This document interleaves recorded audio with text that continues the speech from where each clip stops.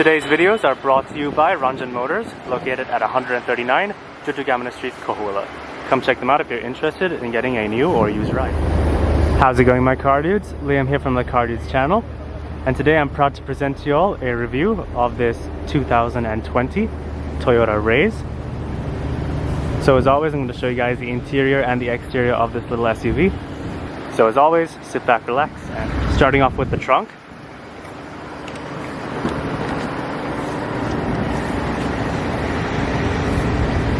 Does have 60/40 split folding seats. You also have a space saver spare tire down there.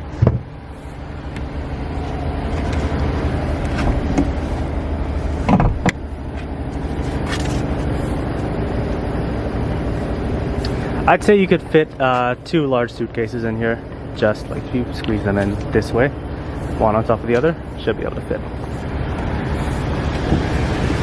Coming to the back seat. Very wide opening doors, so it'd be quite easy to fit a car seat. Your ISOFIX points are under the seat right there.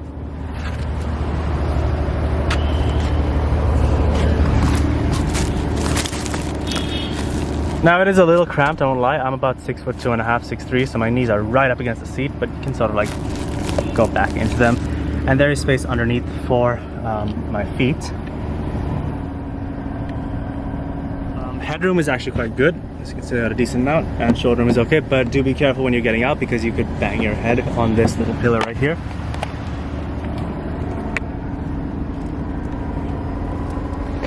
You have 2 USB charging points right here. USB-A, not C.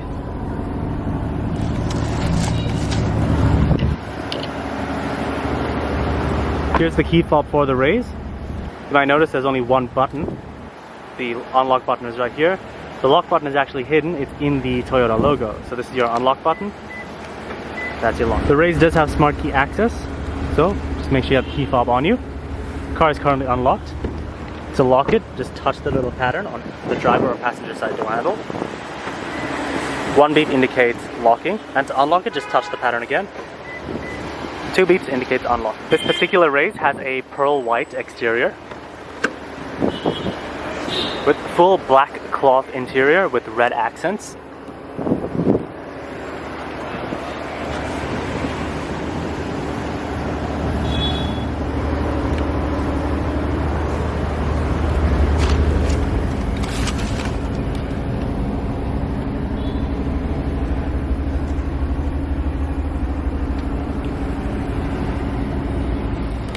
Along with the smart key access system, this Raize does have push button start, so just make sure you have the key fob somewhere in the vehicle.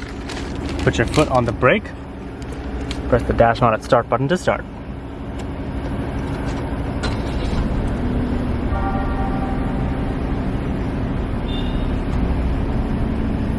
Fires up, no problem. We'll give it just a short rev.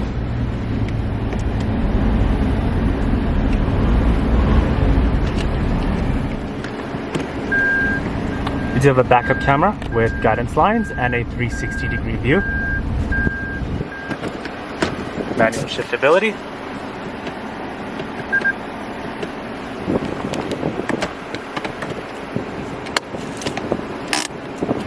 Okay, so let's go ahead and turn on the headlights, high beams, as well as the fog lights, the hazards, pop the hood.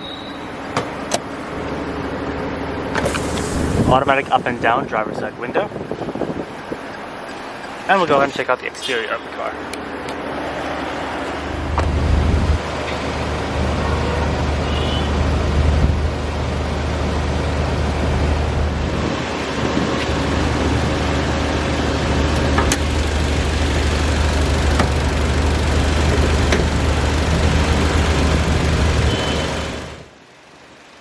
The Toyota Raize has a 1-liter turbocharged 3-cylinder producing a mere 98 brake horsepower and 103 foot-pounds of torque. It has a 0 to 100 time of around 10 seconds and a top speed of around 165 kilometers per hour.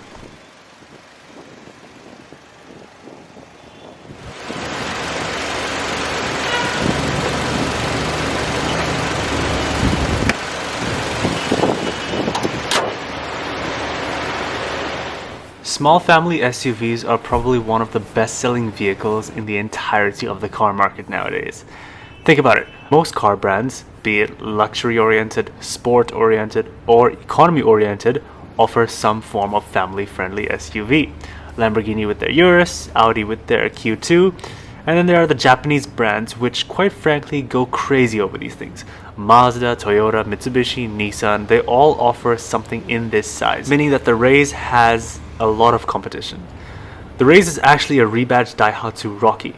No, literally, the only difference between the two is just the badge. It was unveiled at the 2019 Tokyo Motor Show. In Sri Lanka at least, the Raize has proven to be a success. I see these everywhere.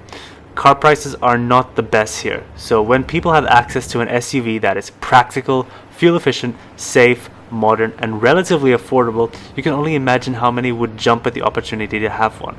Its main competitors here are the Mitsubishi Eclipse Cross, the MG ZS, and the Audi Q2.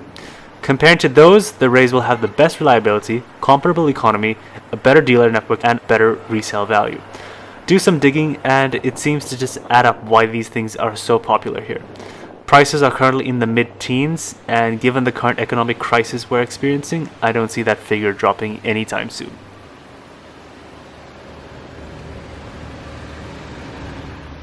Looks of course are subjective, and I think Toyota or Daihatsu went the conservative route with the Raize. It looks like a generic SUV was put through a printer at 50%. Overall though, I dig its boxy shape.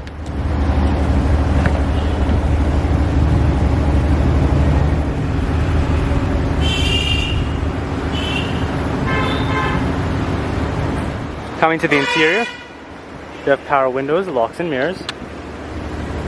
It's a manual driver's seat. Down here we have your rear fog light. This is to turn off your collision warning, traction control, your parking assist, and to turn off your start and stop. Your accelerator and brake, your hood release. You have a cup holder and a bottle holder in the door, along with a little bit of storage, padded armrest, and I like the red accents and the red stitching.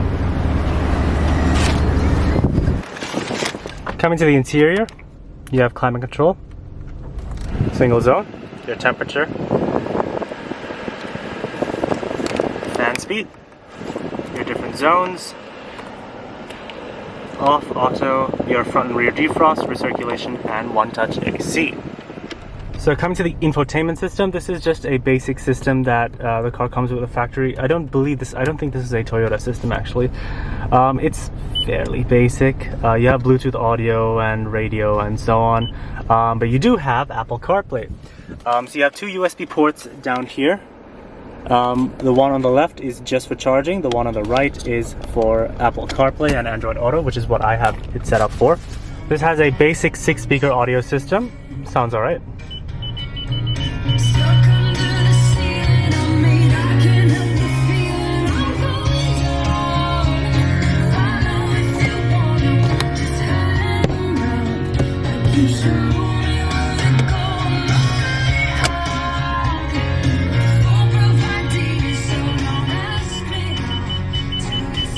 One thing that is really bloody annoying, it's doing my head in, is the beep every time you adjust the volume. And also, the volume is not very responsive. It's actually easier, in my opinion, to just do this.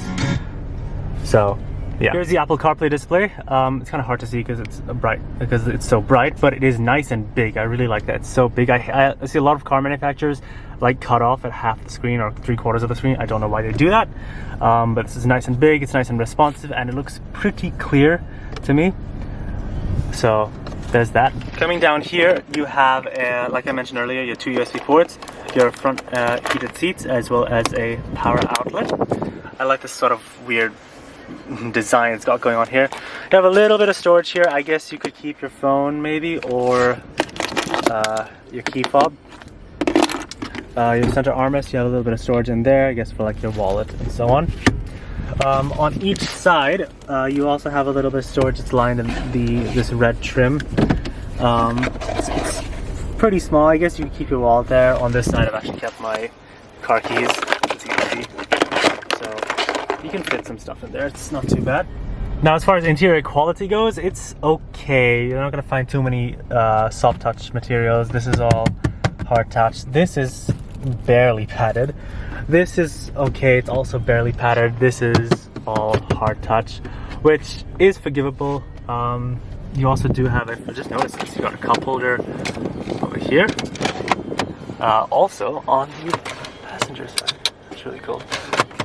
So yeah, quality's all right. It's forgivable for a car at this price point. The seats are actually quite comfy. The ones in the back are really flat, like they offer no support at all. The ones here, they're okay. They have a little bit of bolstering on the sides. They're pretty plush also, so they'll be all right on a pretty long trip. In terms of tech, I love the digital gauge cluster. It's so cool. I love the tack. That's so cool. So you have so many buttons. The steering wheel is a button fest, which for a car of this price point, it's actually not too bad. I actually think that's really impressive. So you have so many settings in here. It's all in Japanese, so I cannot read that. I just know konnichiwa and arigato. I've been to Japan once, and yeah, I could not communicate. So you got your fuel economy. I assume that's your range, lap timer, average speed, and so on. Your collision warning, and so on. Your digital clock. Sorry, analog clock, whatever that is, and I can't read that, but yeah. So you have a back button right here, and if you want to reset your trip, or if you want to view your trip computer, you can. Zoom in there. Trip A, trip B. This is to activate your camera system. It's hard to see, but you have them on the mirrors also, just like a Prado. So if I fold them in, that's actually pretty cool. And then you have more buttons on this side for like your radar guided cruise control. Your power mode, which is cool. So you notice there's a small difference in the gauge cluster. When you press that, it goes a little like orange, which is pretty cool. Up here we have the 3 seatbelt warnings for the rear seats. Your dome lights, they're reasonably bright. I'd swap them out and put some LEDs. And then your grab handles, they're damped, kind of. Window lock, and so on. Alrighty. That's about it for this one. We'll turn it off.